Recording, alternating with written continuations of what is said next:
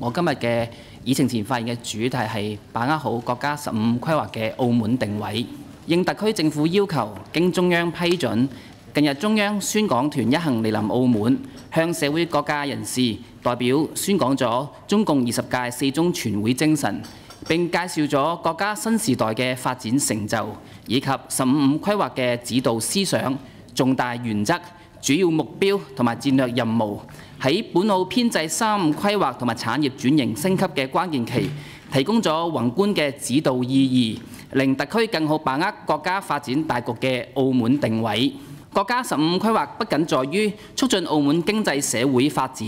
更明確地指出咗支持港澳更好融入同埋服務國家發展嘅大局。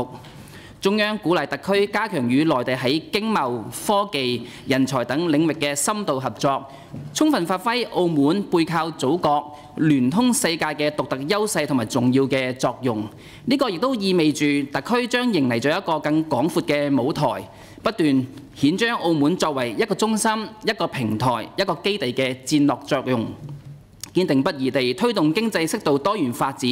務求實現高質量嘅發展。而對接國家發展大局係大勢所趨，點樣能夠可以更有效咁對接國家發展嘅戰略，轉化為本地發展尤其重要，才能夠將呢一個嘅藍圖實現出嚟。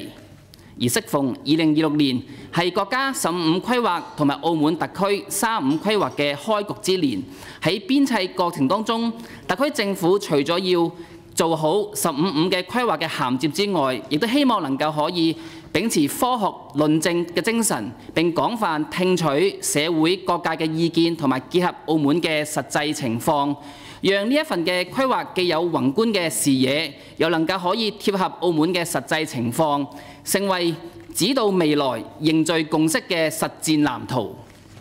本人期望特區政府喺編制35規劃嘅時候，能夠精準咁樣把握產業發展嘅定位同埋部署，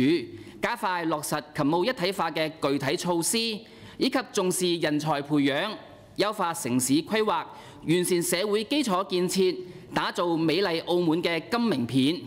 並且深化民生工作，讓居民有更好嘅就業、醫療、教育、養老、房屋政策等保障，令居民進一步感受到幸福感、安全感同埋獲得感。着力優化本澳嘅營商環境同埋公共服務，讓特區嘅軟硬件能夠配合經濟社會嘅發展需要。而最後係要發動社會嘅力量同埋發放正能量，推動公共參與、共同建設，攜手把澳門管理好、建設好、發展好，